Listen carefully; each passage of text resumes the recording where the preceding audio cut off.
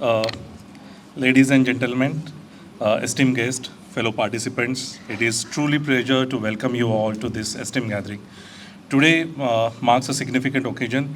We have to honor of hosting a distinguished personality, Dr. Montek Singh Ahluwalia, for enlightening open talk. Our event aimed to facilitate an insightful dialogue on a crucial matter, the impact of our society and economy. We believe that through the informed discussion, we can collectively explore the innovative solution to the challenges that lies ahead. Uh, we'll give a small introduction, though he don't need any introduction, but as a formality. Dr. Montek Singh Ahluwalia is a luminary whose contribution to Indian economic development and policy formulation have been instrumental in shaping the nation's trajectory. His academics and professional journey has been marked by outstanding achievements and unwavering commitment to progress. Dr. Ahluwalia's extensive experience spans across various spheres, including his notable role as the Deputy Chairman of the Planning Commission of India from 2004 to 2014. During his tenure, he played a pivotal role in driving policy initiatives that aim to steer the countries toward inclusive and sustainable growth. Welcome, sir. Now, we have our chairperson, Dr. Ajit Ranade. We have a privilege to have our Vice Chancellor. He is currently Vice Chancellor of Gokhale Institute of Politics and Economics. Welcome, sir. Now, with these exceptional individuals leading to our discourse today, we are in for a session that promises to be enlightening, thought-provoking, and transformative. Thank you for joining us, and without further ado, I request to Dr. Ranade to give his opening remarks. Over to you, sir. Thank you, Dr. Vishal, and very good evening to you. So once again, I join all of you and Dr. Vishal Gaikwad in welcoming our guest speaker for today, Dr. Montek Singh Ahluwalia. Mr. Malik, there's a seat here. So today's event, of course, is a public lecture at Gokhale Institute of Politics and Economics, jointly with the Pune International Centre. I will make a few very brief remarks, and after which we will have the speaker, Mr. Montek Singh Ahluwalia, following which we have a small duration for Q&A interaction with this speaker. Before I give my opening remarks on the topic, I want to say a few words about Dr. Montek Singh Ahluwalia. It's very difficult to fit it in few words, as Vishal also said, but I'm very thankful that he's spending time with us today. I believe he's coming to Gokhale Institute after a gap of maybe 25 or 30 years. So I request at the very outset, please don't delay your next visit for another 25 years. Please come again and often and spend more time here. Dr. Montek Singh Ahluwalia, I deliberately use doctor sometimes because actually, as he will be the first one to admit, he holds an honorary doctorate. Those of you who are PhD students, can you raise your hands? You know, we know how much we prize our PhDs. So, but however, it's honorary doctorate, but from no less, he's got several of them. But the one which I want to mention is from his alma mater, Oxford University. At Oxford, he was probably the only person that I know, at least among Indians, who topped the PPE, the Masters of the PPE program, the Politics, Philosophy and Economics program. And thereon, of course, then onwards, his career is well known, and really outstanding and inspirational career among development institutions and policy making, government, inside government, outside government, and in now think tanks and in universities. He is, of course, also equally very famous for his very distinguished blue-colored turban, and so you can make he stands out in the crowd. What I'd like to mention to you is that policy making in government is a very complex process, as you would learn from not only his talk but from his autobiography, which was published a couple of years ago, and therefore the art of persuasion, the art of actually articulating.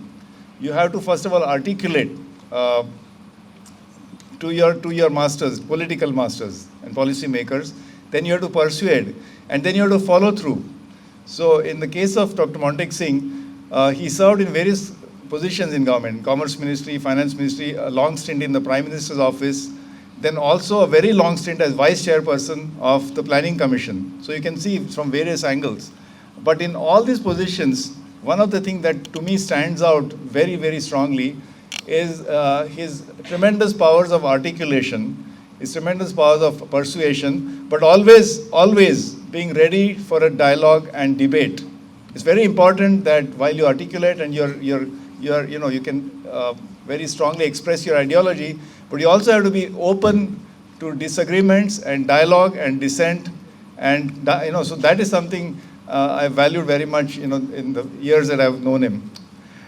So today's topic. So before wasting any more time, the topic for the day is economic diplomacy in a changing world. Now let me just give you an illustration what this means.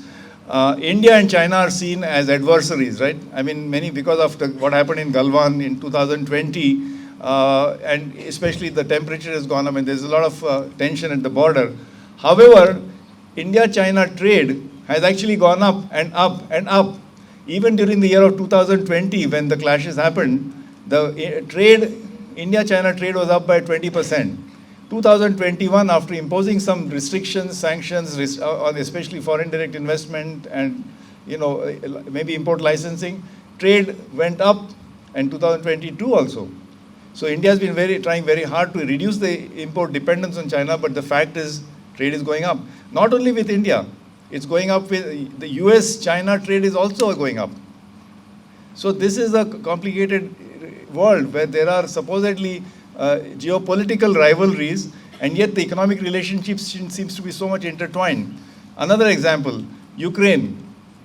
So now India, on one hand, obviously we believe that no country can be, the sovereignty of a country is important, just like China tried to intrude in Galwan. We don't support anybody trying to intrude in sovereign territory of Ukraine. But can we condemn Russia openly and unequivocally, unconditionally? I don't know. At the same time, the Americans and the Europeans, they want to boycott dependence of oil and gas on Russia. So they said we want, and guess what happened? India's import of crude oil from Russia went up by some, maybe 200%. And the same crude oil is coming to India, is getting refined as petroleum and diesel in Jamnagar and going to the USA as petrol. And American consumers are consuming that. So on one hand, you have banned Russian imports of energy. On the other hand, you're consuming the same one because it's coming through India. So India is in I don't know whether you should call it a very advantageous pivot position or an awkward position, that we on Ukraine issue, on sovereignty issue, we want to side with the US or at least the Ukrainians. But on the trade issue, we want to take advantage. Third example is climate change. So India, along with China and USA, were the first signatories of the Paris Accord. The US has backed out of it, 2015. Obama and Xi Jinping signed it, but India continues to support it. So here, there is great alignment of interests of India and China. On climate change, we are completely aligned. When they talk about climate justice, when we say that every country in the world should do something about decarbonization, reducing carbon footprint, going to renewable energy, India and China insist that the Western countries should follow some justice, that because we have come to this situation because of historical high emissions by the Western countries. So there is alignment of on Indian and Chinese position. So I just want to, just my impressions of how complicated it is in a changing world, economic diplomacy. You have to pursue your economic interests. At the same time, you're doing diplomacy. So you're also pursuing international relations. Sometimes they seem to be based on morality, but morality often gets superseded by economic interests. It's a very complicated but very interesting and exciting subject. So I'm delighted that we have an exceptional speaker today. And please welcome with a very warm applause Dr. Montek Singh Ahluwalia. Ajit, thank you very much for your very kind words of introduction. And even more, thank you for inviting me to give this lecture. As you said, I visited the Gokhale Institute a couple of times before, but on earlier occasions, maybe because I was younger, I wasn't actually adequately aware of what a central position in our history this particular institution has. And today I went through the library where I was told, some sound resonating? Okay. Where I was told that the Constituent Assembly committees actually met for some sessions and saw these wonderful big tables around which these momentous decisions must have been taken. So that was really very uplifting. I think young people probably are not adequately aware of the importance of historical associations, but I do hope that you will all read up a lot more about this so that you can appreciate the fact that you are in a very unique institution, which is not just relevant for Pune, but relevant for the whole of India. So thank you for inviting me. Now, Ajit has already said this is a very complicated subject. So I want to slightly maybe make it either more complicated or at least a little bit easier to understand how I want to approach the lecture.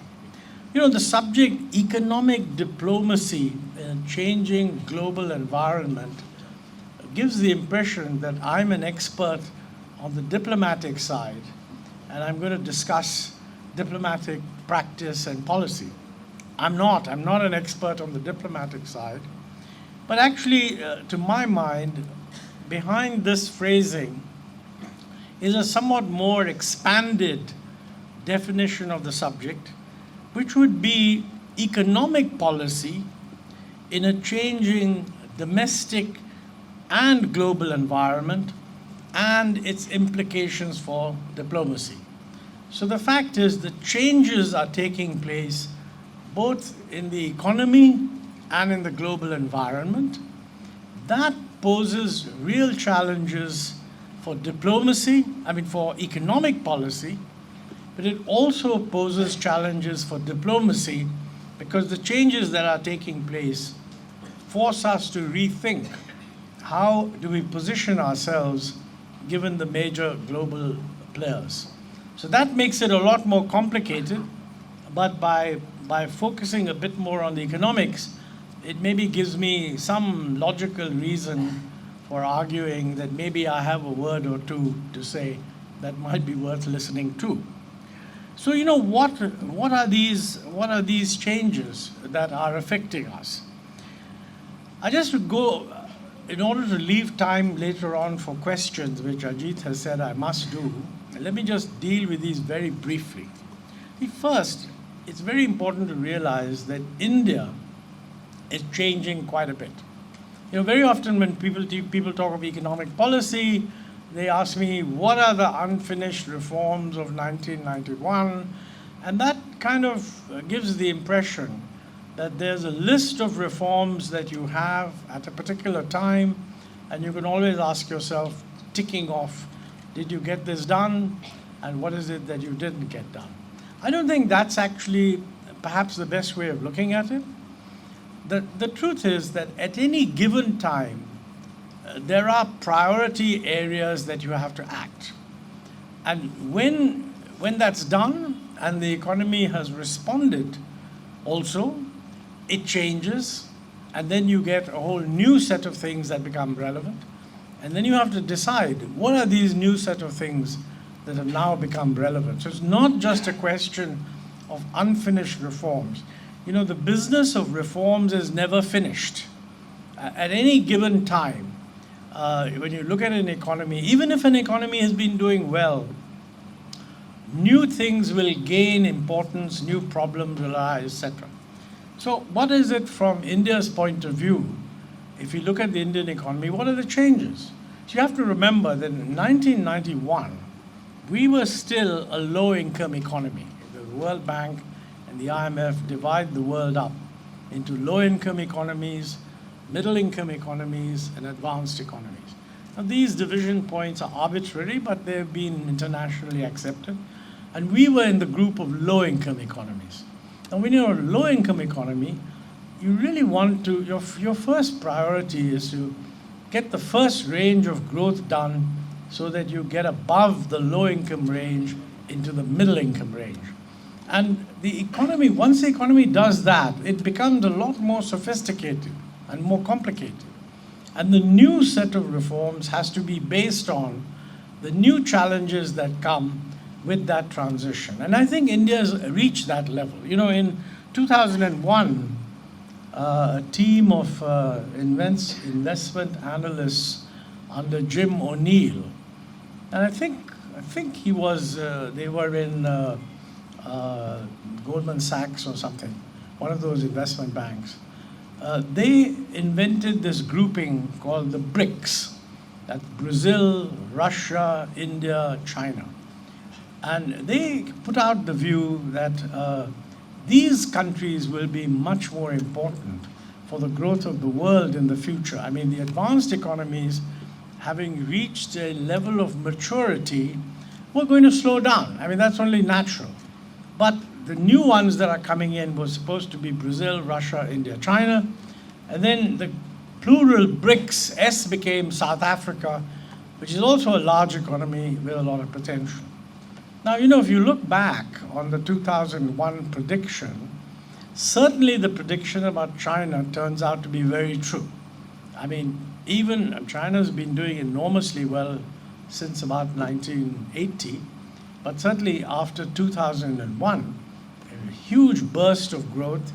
China joined the WTO in 1994 and then opened up and did enormously well.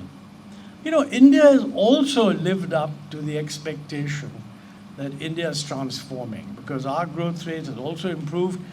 It doesn't look nearly anything comparable to China because China grew much more rapidly. But we grew much more rapidly than we had in the past, and we also began to grow more rapidly than other developing countries. So India was also living up to that projection that the world is changing. That can't be said of Russia and of Brazil, because the performance of both those economies during the last 20 years has really not been very good. So, you know, when you make these long-term projections, you should keep in mind that there's a lot of uncertainty associated with these projections. But forgetting that, it's quite clear that India is now at the bottom of the middle income group. And from the economic policy point of view, it has to address the new challenges that come when you start becoming a middle income economy. There's a lot of work out there in the literature which talks of the middle income trap. And what this says is that, you know, it's relatively easy. I mean, it's never actually easy, but it's simpler to get out of the low income and get into the bottom of the middle. I mean, it may not be easy, but it's simple. If you can do a few things, you'll develop that momentum and you'll get across the board. The moment you become middle income, many more complex challenges come up. You need to focus a lot more on broad spread of human capital. If the economy is going to become more sophisticated, it's going to need much more skilled people. Also, the quality of the institutions that the economy has have to rise quite a bit. And this is what they call the institutional constraint. Now, that institutional constraint consists of, you know, the existence of a high capacity performing state, the existence of capacity to have law and order, which is properly enforced, give every citizen the right that their lives and businesses are secure, to give every economic participant a perception that contracts will be enforced, whatever agreements you enter into, because you're getting more complex. People are transacting across the world. Foreigners are coming in, investing in India. They're entering into all kinds of contracts, and they need to be assured that the system is such that if they have a dispute, then it'll be fairly and quickly solved. And I think quickly solved is very crucial, because in the commercial world, I mean, when you look at, frequently you look at assessments of our own legal system. I mean, commercial disputes going on for 20 years is not at all unusual. And you must remember that, people don't invest billions of dollars in a country without getting legal advice. What sort of legal environment is it? Well, that really means that if some major company wants to invest in India, it's always asking its lawyer that, look, suppose we run into legal problems, what will we have? I mean, so they will say that, look, you have an independent judiciary. It's not going to be just subject to whatever the government decides, so you can take them to court. But then they'll ask, and how quick is that? And, unless the lawyer is simply not prepared to tell the truth, they would have to say that, it could take 20 years. Now, for certain kinds of businesses, people may be willing to do that, but there are others where the world is changing so rapidly that if you get stuck with a dispute for 20 years, you're more likely to say, forget it. So this becomes part of the competitiveness of the economy vis-a-vis other economies. I can go on, but I don't want to elaborate. It's just, the point is that when the economy changes, your own agenda of policy has to extend into these, what otherwise would be called softer areas. Other example of softer areas is what kind of tax disputes could you get into? What are the customs formalities? Are the procedures clear, etc., etc.? And I mean, we are aware of this, and I am told that a fair amount of progress has been made in many of these areas which are subject to the control only of the government. I know that the Customs Service, for example, has changed quite a lot of their procedures. Hopefully with the GST, although problems will always be there, many things have got simplified. But on the legal status issue, I don't think that we can say that we are in any way competitive. So that's something we have to keep in mind. Now, another aspect in which India has changed is that India is now much more open and much more globally integrated. This has an important implication. Implication in the sense that if the world is changing and you're not integrated, it doesn't matter. But if the world is changing and you are integrated, then it does matter. And I think we are in that position. We are more integrated. Some people will raise the question, was it right to become more integrated? I don't want to go into that at length, but I would certainly say that it was right. And if you ask yourself the question, did we do well by integrating? The answer is quite clearly we did. I mean, the growth rate of the Indian economy post-reforms, and I'm talking about a long period, much higher than it was pre-reforms. So this basic decision to open up, in my view, was right. Some people might say, well, why do we need foreign direct investment? I mean, why can't we just have domestic investment? I think even on that, the answer would be that we have gained enormously from the fact that we've had foreign investment. I mean, obvious things like the automotive sector, where Maruti led the transformation of the sector, and many other foreign companies came in since then. On the whole, it's been a success.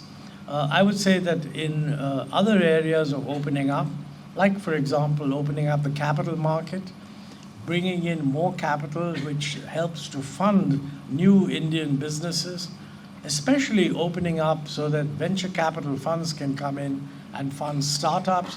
I think we have benefited from this whole opening up. So there shouldn't be any, in my view, there shouldn't be any question whether the opening up was right. But I think you can ask yourself, given that we want to be open, what do we do in the light of what is happening in the rest of the world? Now, the third very important area of change, which is not just affecting India, but it's affecting the whole world, is that technology is now changing very rapidly. I mean, you hear this all the time, in Industrial Revolution 4.0, digitalization, spread of smartphones, any number of other buzzwords and slogans. But all of them do indicate a very basic transformation.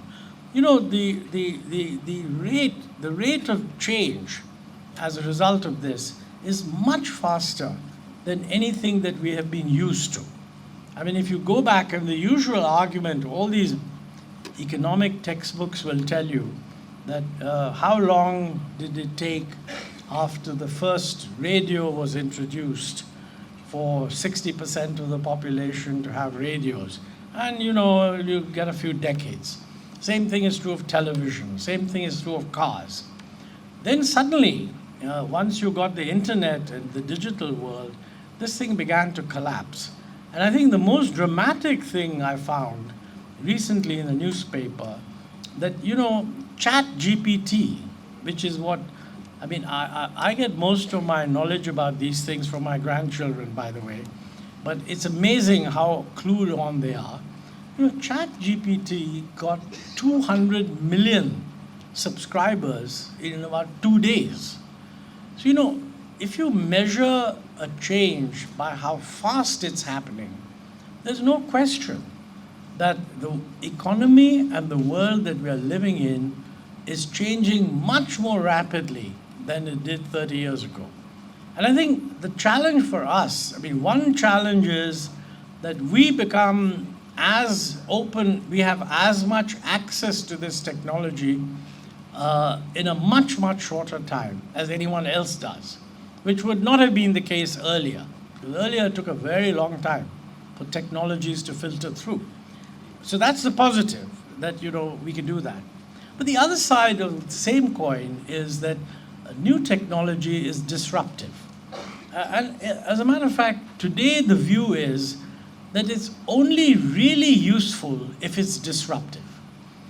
In other words, a technology that is not disruptive, but it raises productivity by 5% or 10% is of no use at all. You're living in a world in which people are looking to find technologies that will make entire approaches to business irrelevant because they open up new opportunities. Now, I recently saw in the newspaper, 3 days ago, you know, the latest results, for example, on fusion technology. Now, you know, nuclear power and all that is normally based on fission, which has all kinds of problems, danger, radioactive fuel, etc. Fusion doesn't have any of those problems.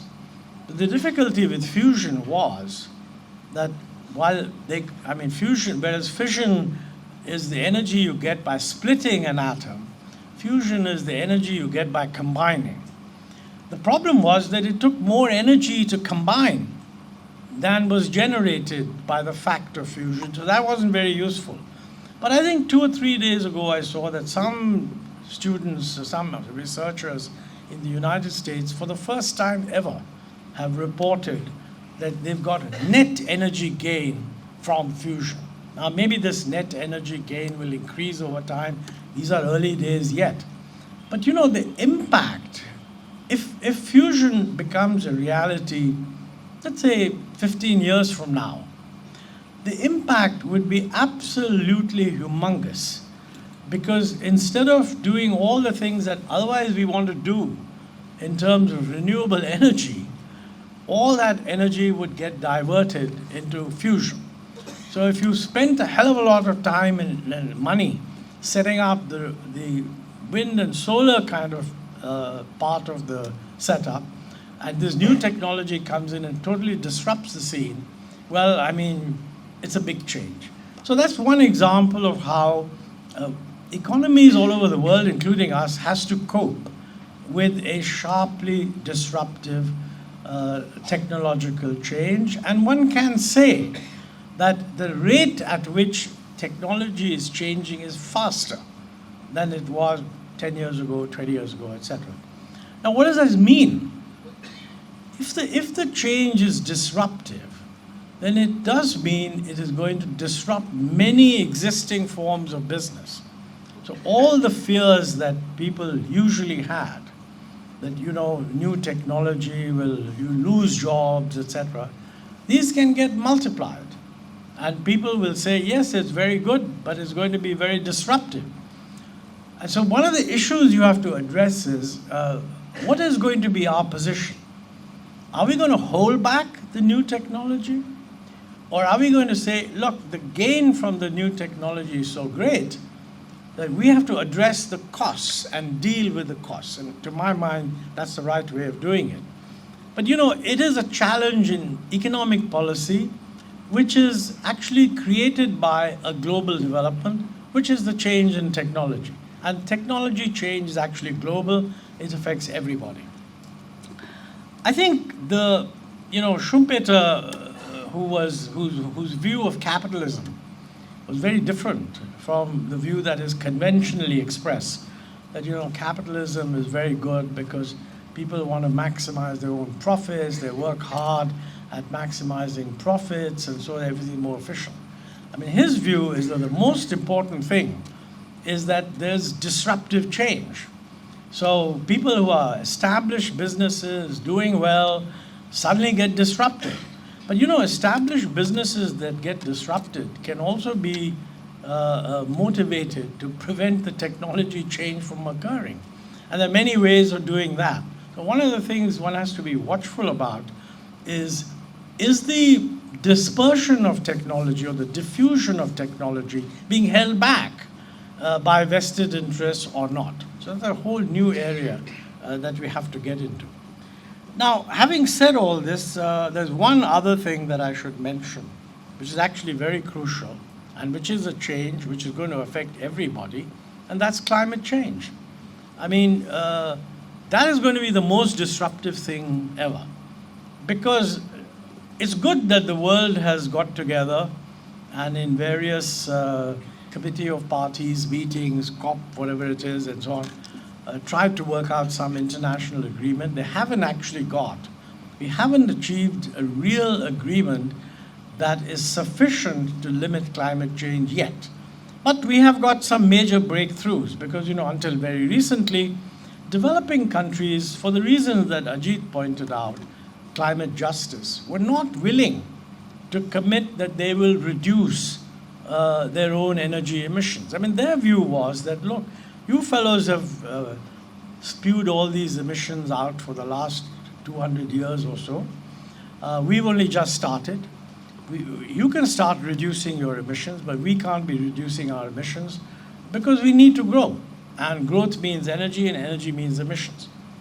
Now, this argument changed a few years ago because there was the recognition that in order to grow, you certainly need energy.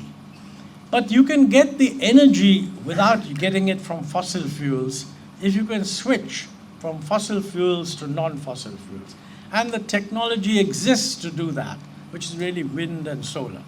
And I think it is a reflection of that the Prime Minister in 2021 announced that, yes, India will go net zero by 2070. That's a bit far away, but still, it's quite a big commitment. And one would expect that such a policy, we will be expected to show that we are heading in that direction. So many questions will come up, that if you're going to go to net zero by 2070, then surely you're not going to be building more thermal power plants. In fact, you should be having zero thermal power plants maybe by 2060, which means that if thermal power plants last for 30, 35 years, you should stop building them within the next few years. And then the question will arise, when are you going to peak? Now, we have made no commitments on this, and that's understandable. I mean, international negotiations should be left to the negotiators. But for our internal planning and thinking, we should actually recognize this. And this is one of the issues where we have to look at what's happening in the rest of the world and see how are we doing. And this is something that is not yet spelled out. I'm doing some work on it, and so are many other people. But we need early recognition that we need to bring the production of coal-based power down. Linked to that is switching to electrification as a form of mobility. Now, that poses its own problems. I mean, the railways I mean, this is very good. The railways are going to be 100% electric track on the broad gauge network by 2024. But 100% track electrification is not the same thing as 100% electrification of traction, because 36% of the locos we have at the moment are diesel. So in addition to that, we need a policy for phasing out diesel locomotives or converting them into electric, and that needs to be spelled out. I mean, you hear a lot of talk, for example, that we are going to move to electric mobility for scooters and passenger cars. Now, at the moment, the Europeans last year had 20% penetration of EVs in cars. The United States had 8%. India had 1%. But China had 29%. So really, if you're setting benchmarks of what a new emerging country does, the Chinese are way ahead in this whole electrification effort. We've only just begun. So that's another area where we need to build up. Now, having said all this, building this up also means looking at where you're going to get this stuff from. Are you going to try to be completely self-sufficient? That's not feasible. Some of it will have to be imported. And to that extent, there will be a burden on the balance of payments. But if you're switching away from petrol and diesel, we won't be importing so much of crude oil. So that will be a saving. I mean, these things are at the moment handled in different ministries. And I think we need to have a consolidated view of how is India going to meet these changes. Now, having said that, let me now turn to the issue of what's happening on the global picture. Because, all these things would have been relevant if the global environment was exactly the same. But these are changes that are taking place. But actually, these changes are taking place in an environment where geopolitically, the global environment is totally changed. Now, what is that change? That change is basically, one is simply the reduced relative economic strength of the United States compared with other developing countries. But more than that, it is the remarkable rise of China. Had the other developing countries done the same transformation that China did, then we would all have been a little bit bigger. China would not have been so big. The Americans would be up there and they wouldn't feel insecure. But China has successfully managed to get very close to where the Americans are. That obviously makes the Americans a little concerned. But of course, China has gone further, and their official policy says it is our objective to challenge you ideologically, economically, and militarily. So that has clearly made the Americans much more worried, because a more open challenge. So they are rethinking, they and the Europeans to some extent, are beginning to rethink their commitment to globalization. This takes two roles. I mean, one is some protectionism. But I think more important is the concern that they are now having on China as a big threat to them in the global order. Okay? So, I think the US government has gone out of its way actually to say that they're not against trade with China, but they are against China developing a strong position in what they regard as areas critical for their security. And chips and all these things are really the dominant ones. So the Chinese are faced with a situation where the United States wants to deny them technology in these critical areas. Now, these are critical areas for the whole world, not just for China. And certainly, if everybody's going to transit into the new digital world, into the new world of IoT, into the new world of electric vehicles, into the new world of non-fossil fuels and so on, solar cells, chips become very crucial. So I think what is happening there, it seems to me, is that the US is signaling that the earlier highly integrated global environment where every country could pitch in and join the global value chain in whatever way it liked, depending on competitive efficiency, is not acceptable. And particularly in the case of China, the supply chain in critical areas, I emphasize critical areas. I don't think that the Americans care whether footwear comes from China or plates and utensils come from China, but telecom technology, chips, etc., they're saying, look, we don't want a supply chain that goes via China. Okay? Now, that creates a situation for us. I mean, in a way, we have a huge, as Ajit pointed out, we have a huge trade with China, which is okay. We do have problems on the border. We're having discussions with them. And let's hope that our border problems with China are sought out and they don't lead to. And I think that's a sensible way of planning. So what do we do? Obviously, we would have security concerns similar to the US. Cyber security. You don't want a country with whom your level of trust is not high enough. Okay? You don't want them to have the possibility of disrupting you. So virtually any of these interconnected internet things, you would not want a Chinese presence of Chinese technology or Chinese material. That's point number one. Point number two is that you would see that the world is changing and that if supply chains are being reoriented into a China plus one policy, that gives India an opportunity. Now, I think we should be very clear. The world is not saying India rather than China. The world is saying, look, we need to reduce China's footprint and bring in others. So that opens an area of competition. And India is, to my mind, as well placed as anyone else to be able to compete, providing we are very clear what should be our policy.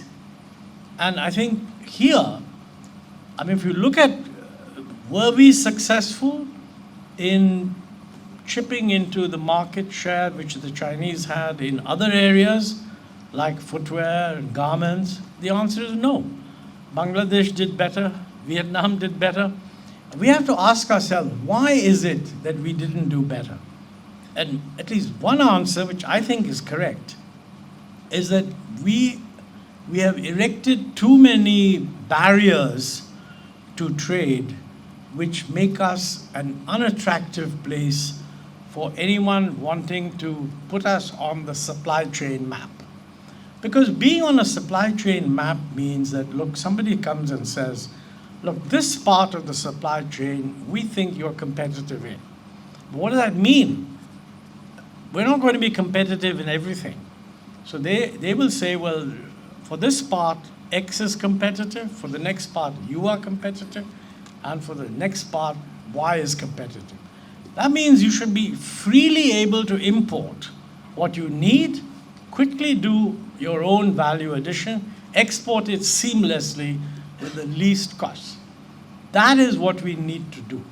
But too much of the current discussion is being conducted on the assumption as if this is an opportunity for us to locate the whole value chain in India and then export. Now, quite honestly, if we take that view, it's not just that we won't do well, we will definitely fail. So that's a huge challenge. Can we devise the right strategy? And the right strategy actually does mean remaining open so that we can be part of a global value chain. Now, this is getting closer to the diplomacy. Up to now, what I've been talking about is just economics. You know, I think as far as diplomacy is concerned, historically, as far as trade and all are concerned, we have tended to take the view that the best form of trade arrangement is a multilateral trade negotiation, okay?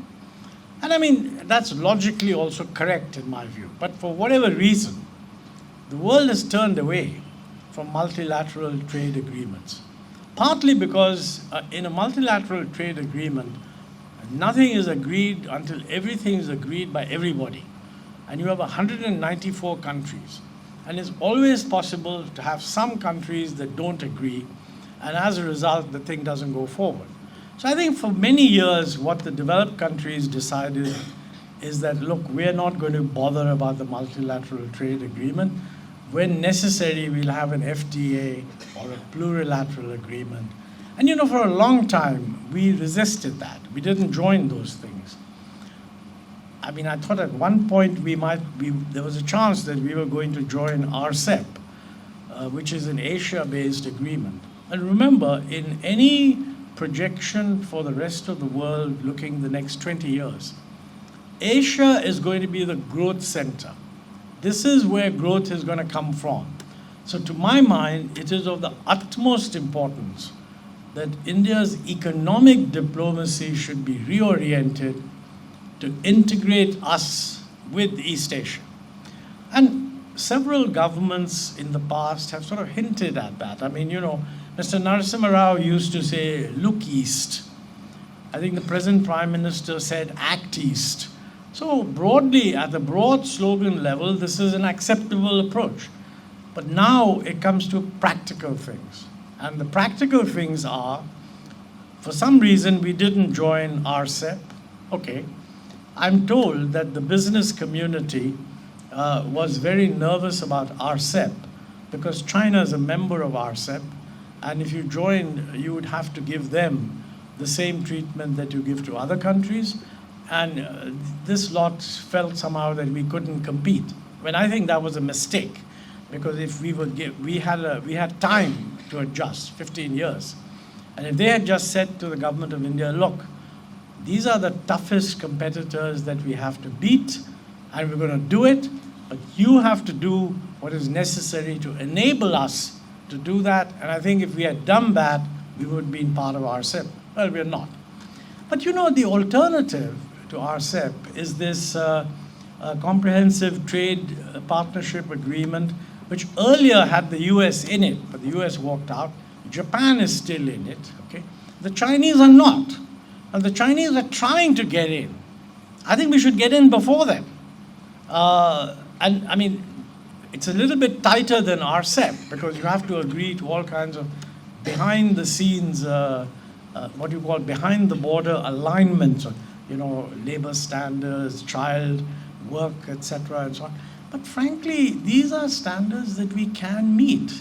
And I think we are wrongly being told by our business interests that no, we can't do that. The fact is, if we are nervous about China, then this alternative puts us bang in the middle of a trade agreement which doesn't include China. And my guess is that if we are willing to join, they'll accept us, okay? Well, we are doing some things. We're doing the FTA with, we've done a partial FTA with Australia. It's a very narrow one. They say they're going to broaden it, which is good. I see in the newspapers that we are negotiating an FTA with UK. Sometimes you hear, oh, it's going to be done before the G20, before Diwali, before New Year's Eve. These numbers don't matter, but if it's done quickly, that will certainly be good. And if it's done, we're also negotiating an FTA with Europe. So whatever is agreed with the British should be very easy to extend to Europe. So that's another area of economic diplomacy. So I mean, my view is that a year from now, if you wanted to judge economic diplomacy in India, one view would be, did we maintain the autonomy of our decision-making and markets by holding back the pressures to join these other regions? And that if we did, that our diplomacy is a success. In my view, that would be a failure. I mean, the right thing to do would be a year from now, did we, keeping in mind the merits of integrating with Asia, successfully join these things? And if we have, I mean, one should give full credit for it. So those are some of the difficult choices that need to be made. And you know, linked to that are other areas which are currently being discussed. Like, for example, digital taxation of e-commerce, rules that you agree on digital trade. These are being discussed in many different areas, and quite honestly, I'm not an expert in these areas, but I think we need to ask ourselves, if a world agreement is being worked out, we can have two different views. One is, the Chinese are not going to join any of this because the Chinese want to have their own digital world. They would say, look, we have Baidu, we don't need Google, okay? Presumably, we're not taking that position. So then you have the Americans and you have the Europeans, and we need to negotiate so that we're in one of these groups. And you need to be in a sufficiently large group so that actually you can be benefiting. So I think more and more economic diplomacy will consist of working these details out, including the taxation of digital trade, which is a big issue and is going to be sorted out within the next year or so. I think we are, to some extent, economic diplomacy has already moved away from what used to be an unwillingness to be seen as being too close to the so-called advanced countries. After all, by joining the Quad, we are recognizing that, look, we're in this world and our interests are a bit aligned with this group. But while we've joined the Quad and we have joined the 4 pillars of the Quad, including the pillar relating to supply chains, we have not yet joined the trade pillar. So you ask yourself, why are we not joining the trade pillar? It may be that there are good reasons why we shouldn't. But I would have liked to see many more papers, many more articles from academics discussing both points of view. Some people saying we shouldn't and some people saying we should, so that those of us who are not experts are able to make an informed decision, and we have what Ajit called a debate on these issues. So I think these issues become more important for 2 reasons. A, that India is changing. I mean, if we were still a low-income economy, this would not be important because nobody would be interested too much in what we do. We have become the bottom of middle income. People expect that we will be able to grow, and that's why they're expecting that we need to reach an agreement. There is a tendency for many people to say that reaching these agreements compromises our sovereignty. Now, that is actually true. Any trade agreement is a mutual exchange of sovereignty compromise, in the sense that you say that, look, it is my sovereign right to do whatever the hell I want in trade, but in exchange for you surrendering your sovereign right, I surrender mine, and we agree that we'll only do this. So this is not, we should never think of a trade agreement as something where we can just make a list of things that we don't want to concede. I mean, that is a starting position. The real solution is, what can we agree on? And I think we need to ask ourselves that if other countries are agreeing, then what is it so special about us that is preventing us from agreeing? Now, there may be good answers to this, but that's what a good debate would bring out. And I think the Gokhale Institute could be I would encourage the Institute and the Vice Chancellor to use the Institute as a forum for these things to be discussed. Now, I know you want me to stop. So I think the best way of stopping, instead of trying to summarize, is just to stop. Because he says that there will be some opportunity to ask questions. I'd be very happy to respond to whatever questions you have to ask. Thank you.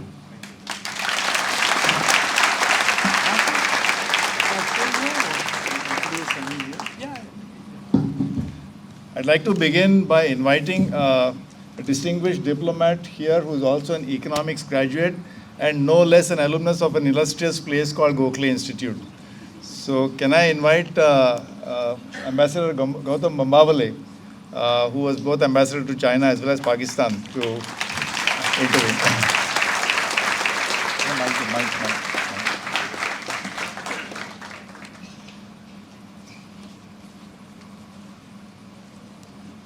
Thank you, sir. Yes. Thank you, sir. Great pleasure to see you here in Pune. I should share with everyone else that Mr. Ahluwalia is also a diplomat because he led a lot of the economic diplomacy that India did during the time he was in office in government.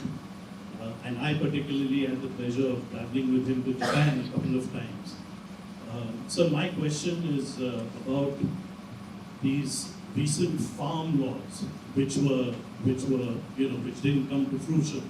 How important is it for India to reform its agriculture sector? How important are new farm laws? The way we draft them can of course be decided, but how important is that in transforming the Indian economy? Thank you. Yeah. You always then make sure that I don't do anything foolish. Generally diplomacy is thought to be too complex to be left to economists, and generally they're right. Short answer, if we open up on trade, the rest of the world doesn't care whether we modernize our farm laws, because if they hurt our agriculture, they expect to sell more to us. It's in our interest to modernize the farm laws, and I certainly think that if you take a fresh look, is the legal structure and the restrictions on marketing that exist at the moment, is it ideal? Definitely not, in my view. Now, how that was handled is what caused the problem. And my view is that perhaps a little bit more consultation, sending it to the parliamentary committee might have avoided the problem. But of course, once anything gets politicized, then the first thing you junk is economic argument. And the only way to avoid that is to bring in more consultation. But I agree that the reforms that were being attempted were desirable and necessary. And hopefully at some point they'll get done. So I just want to quickly add to that question, a very brief answer from you. You just now said they were desirable and necessary. The 3 farm laws is referring to that. So something which is desirable and necessary can still get defeated politically. Do you agree? Yeah, absolutely. I mean, look, there's a huge area of political science that says that the biggest mistake to think in economic policy is to imagine that policy making consists of some technocratic exercise where people look at how the economy will react and maximize something or the other. Another approach is that, look, an economy is a set of vested interests. Vested interest means interests that care for their own interests. And you have to negotiate something that is acceptable to everybody. That is why the second best is very often better than the first best. Yeah. Thank you. I wanted to ask you about the recent resurgence of industrial policy across the globe, especially led by the US. And then there are some recent decisions by this government to kind of bring back some of the import restrictions. So how do you see India navigating this, either benefiting from industrial policies from the developed countries or kind of introducing our own? I think on the industrial policy, I think there is generally an agreement amongst most economists that it's wrong to junk industrial policy. I mean, the fundamentalist view that the government should have no view at all, I mean, nobody goes that way. The question is, what is a sensible and workable industrial policy? And that will vary from time to time. You mentioned the laptops issue. Actually, I was amazed that the decision was taken to introduce licensing. And licensing is really the worst thing you can think of. But I'm also very pleased that within 24 hours it was reversed, which suggests that there is some thinking process. I don't know how it got done and why the double checks were not done, but whatever it is, I think it is possible if the objective of the government is to simply say to the 3 to 4 major producers of laptops that, listen, we're a very big market and we want you to do some assembly here, so please come up with some reasonable plan, and up to then we are going to allow you to import. After that, you have to do the assembly here. remember, they are not doing the licensing that used to be done earlier, where the actual user had to get a license. So if you want to get a laptop, you have to apply. Here, it looks as if whatever Lenovo will say, I want to sell 10,000 laptops, and they give Lenovo a license, providing Lenovo reaches some agreement. I'm mentioning Lenovo, maybe there, Apple, whoever, okay? It's possible to think of such arrangements being worked out. The biggest problem there is it's much better to be realistic about what is possible. And not sort of, for example, the big mistake would be that these fellows say, listen, it takes about 1 year to start such an operation.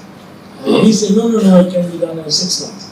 Now, at a pinch, these fellows will accept 6 months and then expect to come back again for more license changes.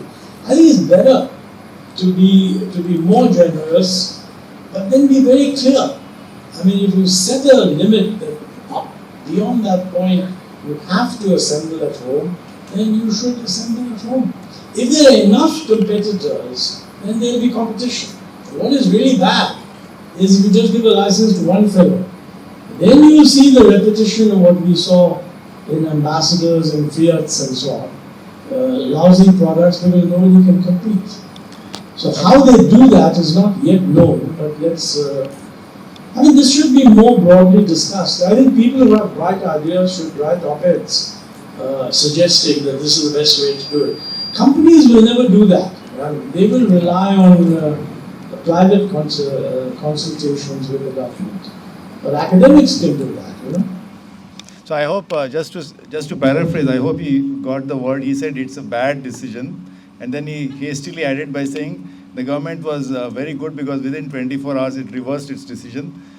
Some of us call it a U-turn. And anyway, so I want to just follow up this question on industrial policy with one more, just a very brief answer from you, and then we'll go to that lady. There's a company called BYD. Which is actually the producer of electric cars, which are supposedly even better than Tesla. And it is proposing to the Indian government that it will invest $1 billion in India, set up a plant here to produce electric cars with the whole supply chain located in India and create employment here. No subsidies are being asked.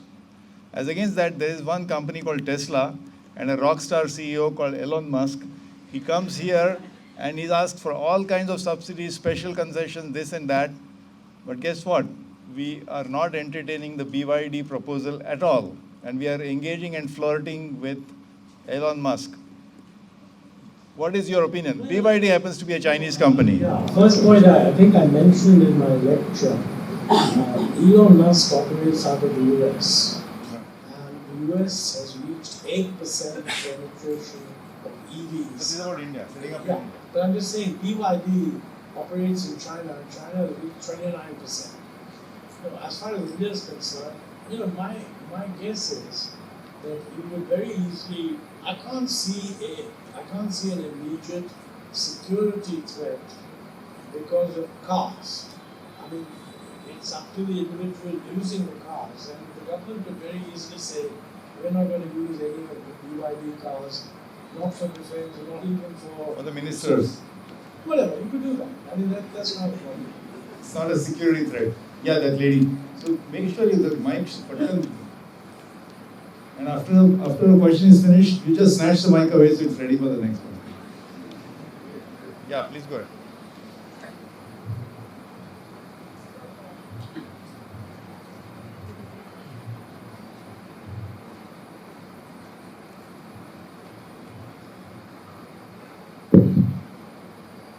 Good evening, sir. So my question is on Make in India policy, how India is moving towards self-reliance.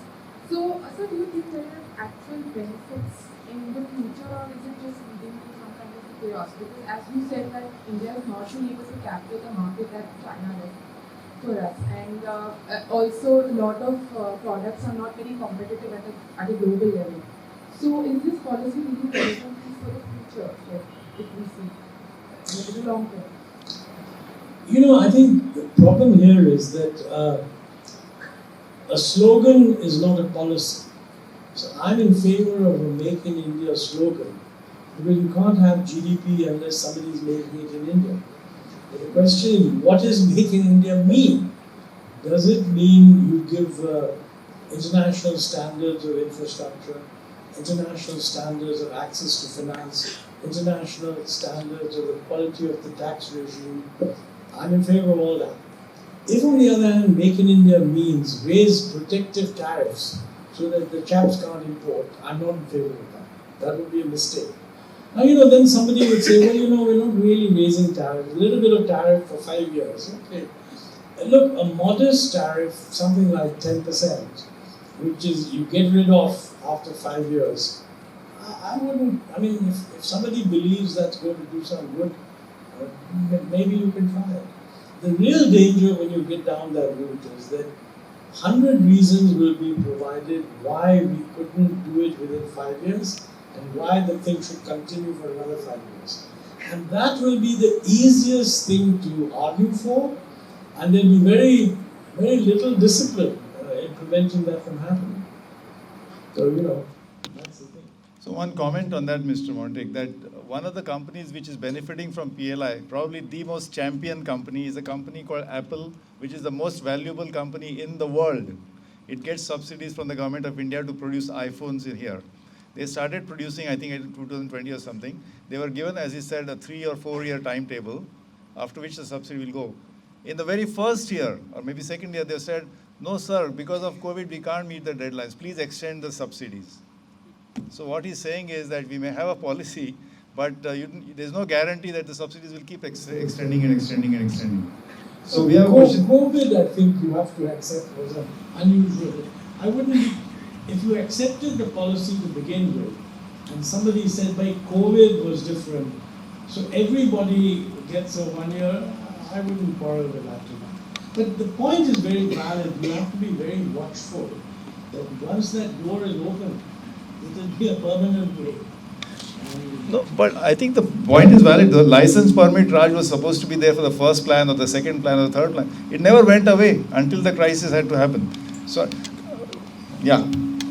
Hello, sir. Am I audible? Yes.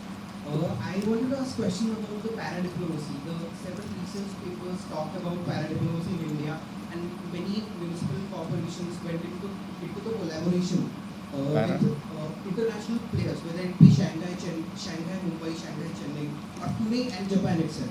So, how this micro-diplomacy or the parallel diplomacy in India is significant by changing the global scenario? So it's like track 2, between cities and cities or between sub-national entities and counterparts.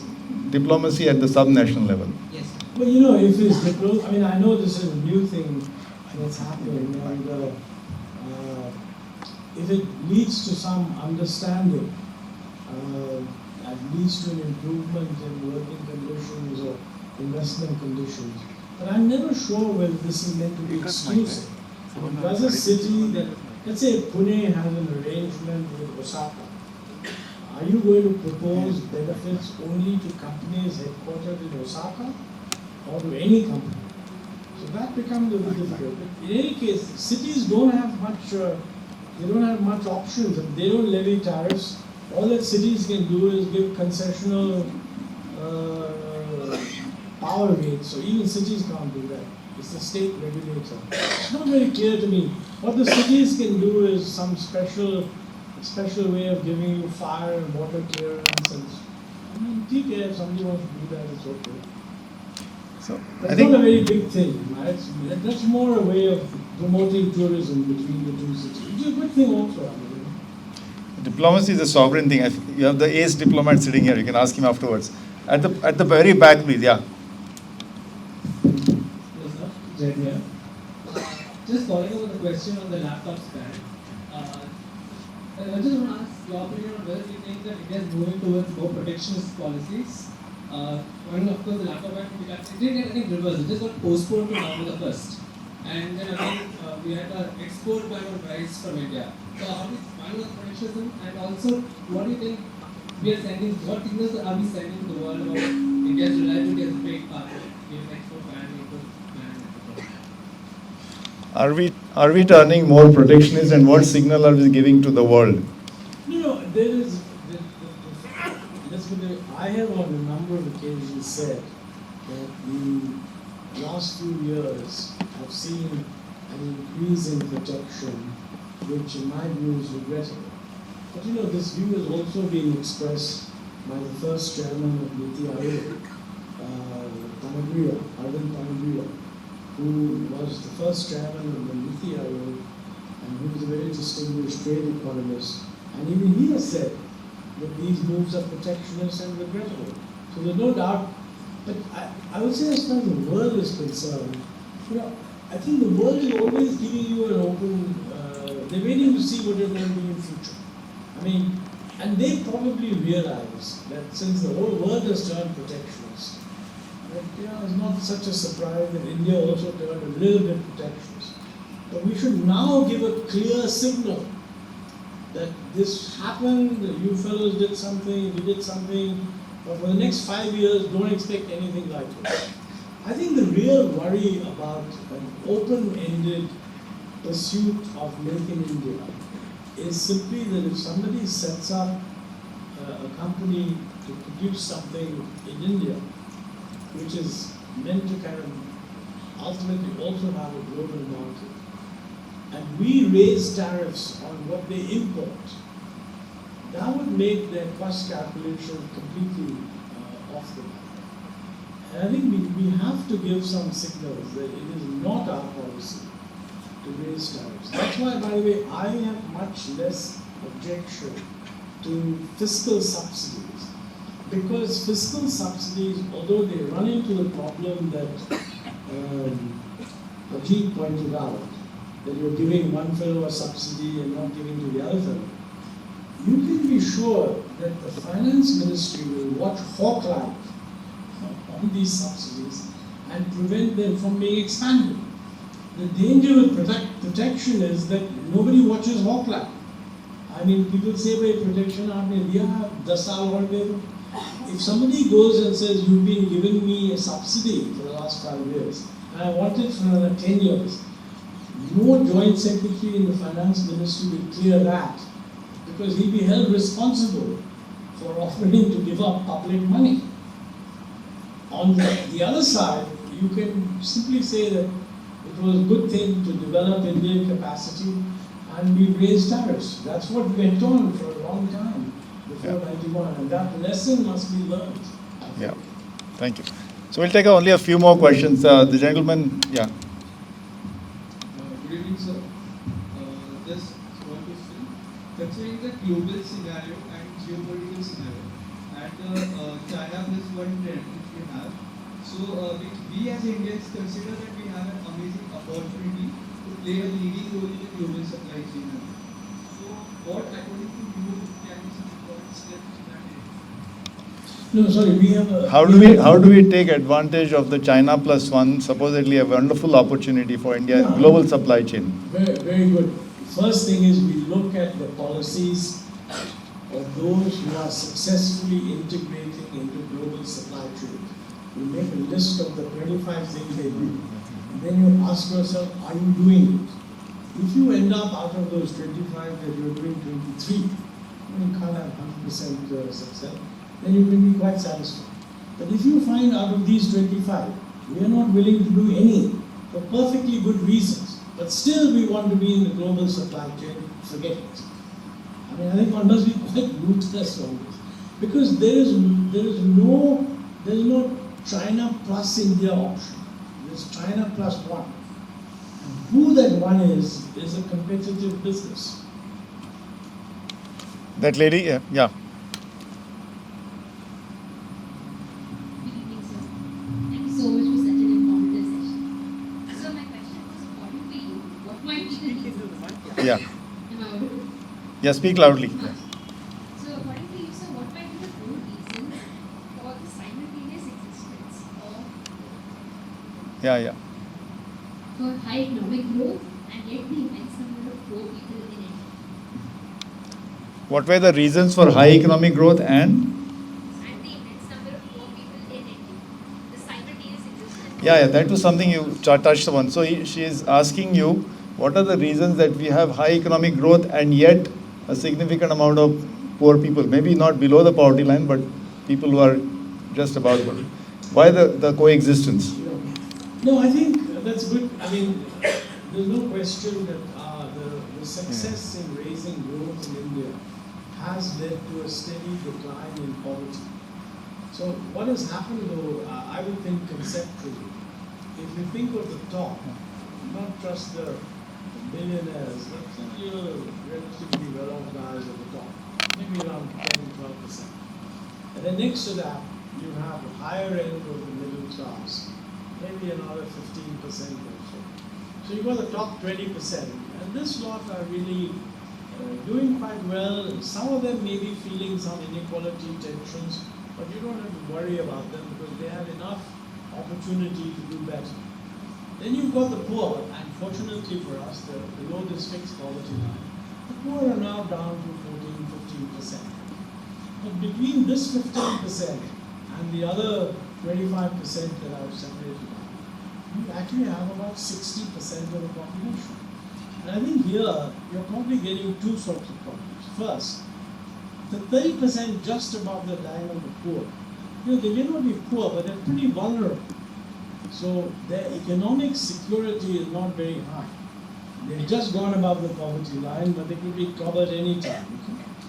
Above that level, maybe the next 30%, there I think there's a real problem that this is a group that has now gained a lot of education. Along with education, they have reasonable expectations that they're going to get good jobs. Unfortunately, their expectations are very much either a white-collar job or a government job. Many of them are not really interested in getting a job which would earn them a pretty good income, but is not government and is not white-collar. So there is a problem with expectations, and we're not producing enough good quality jobs. Unemployment, I mean, very often if you're economically weak, you can't afford to be unemployed. So you take a job, but you're always looking for a better job. and it's probably the case in this 30%.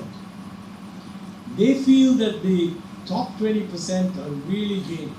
And you can see that from the prosperity. I mean, many of these fellows are coming from rural areas, to nice, beautiful cities like Pune, which have all kinds of goodies lined up on the street. They must be wondering, when am I going to get this?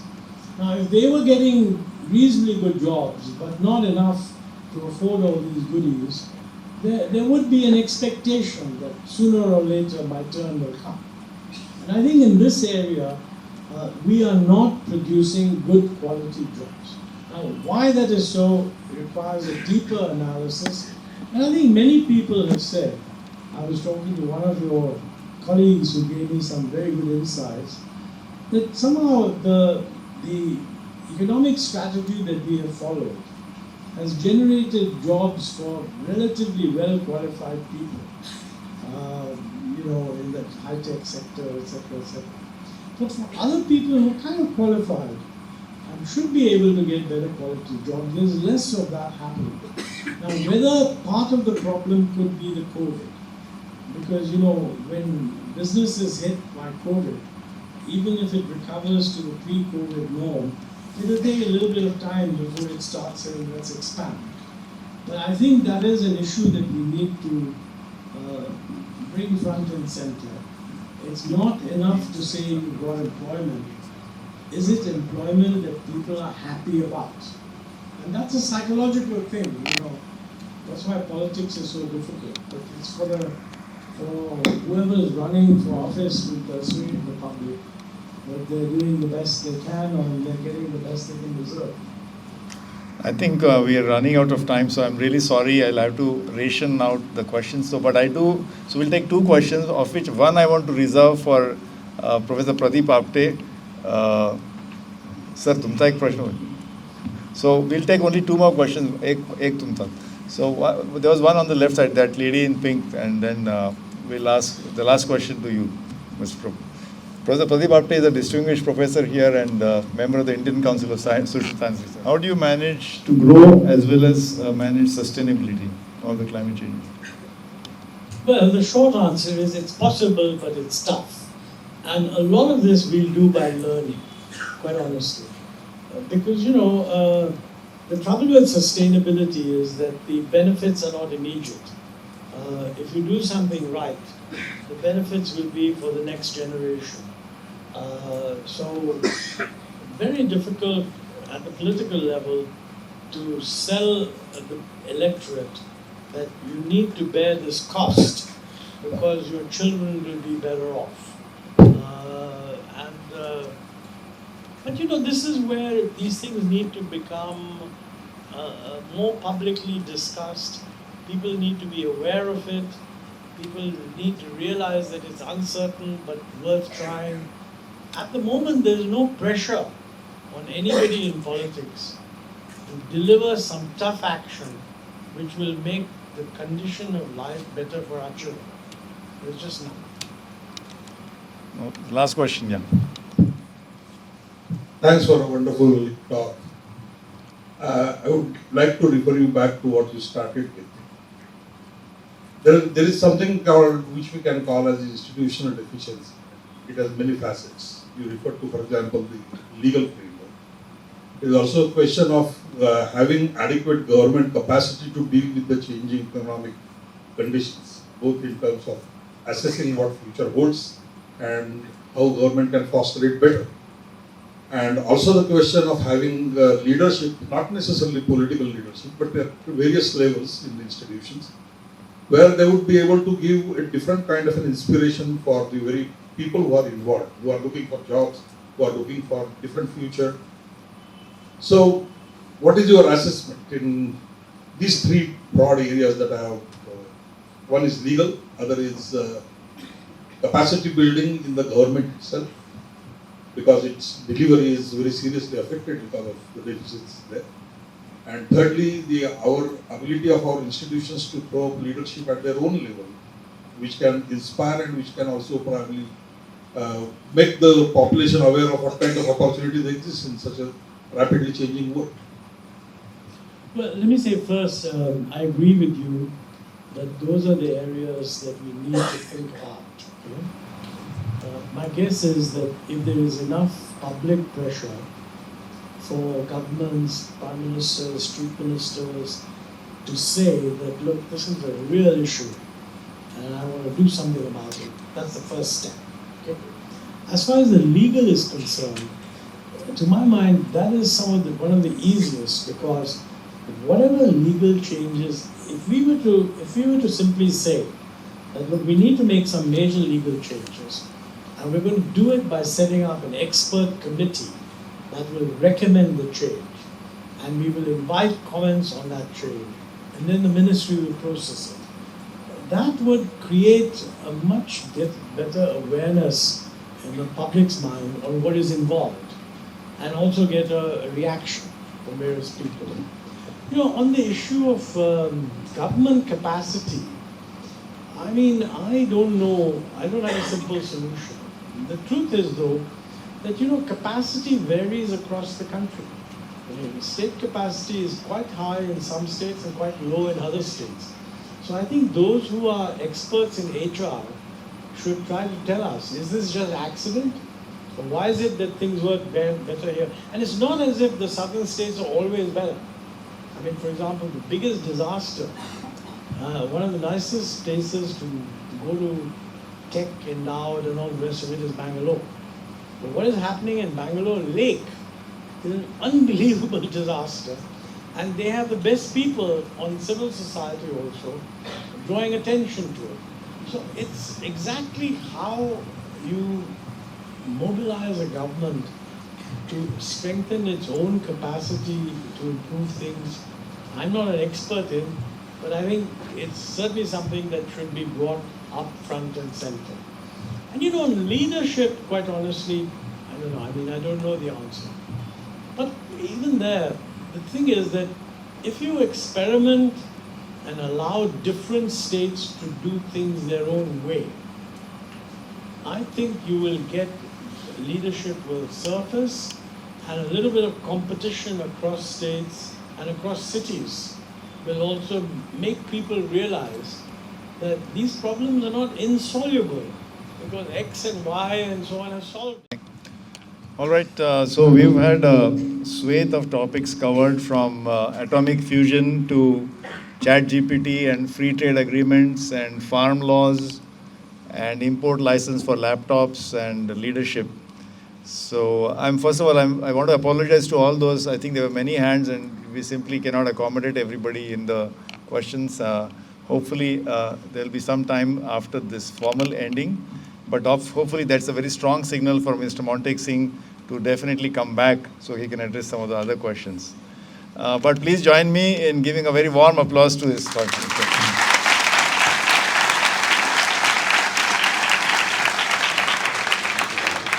Thank you very much.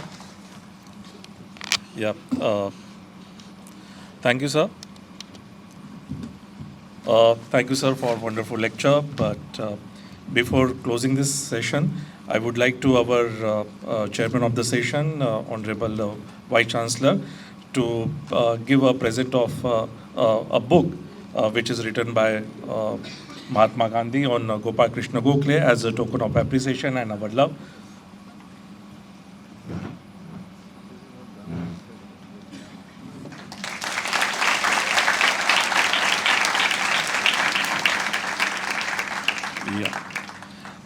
Thank you, sir. As we draw close to this remarkable session, please.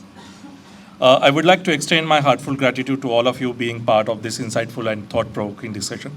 Today's gathering has been truly enriching, thanks to valuable insight shared by our esteemed guest, Dr. Montek Singh Ahluwalia, and astute moderation of Dr. Ajit Ranade. I want to express our deepest appreciation to Dr. Ahluwalia for gracing us with his wisdom and sharing his extensive knowledge on matter of economic development and policy formulation.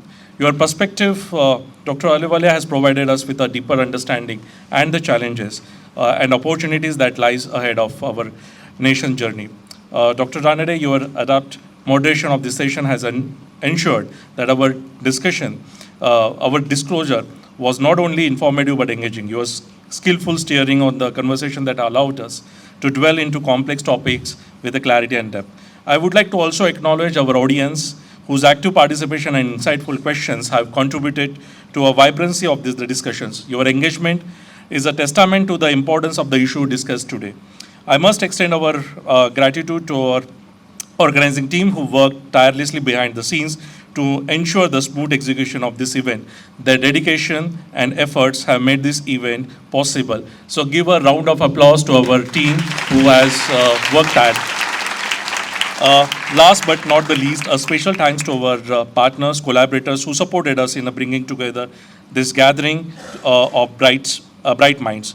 As we leave this venue, let us carry with us the knowledge and inspiration gained from today's disclosure.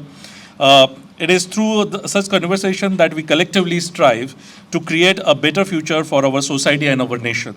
Thank you once again for your presence and contributions. We look forward to more such enriching discussions in the future.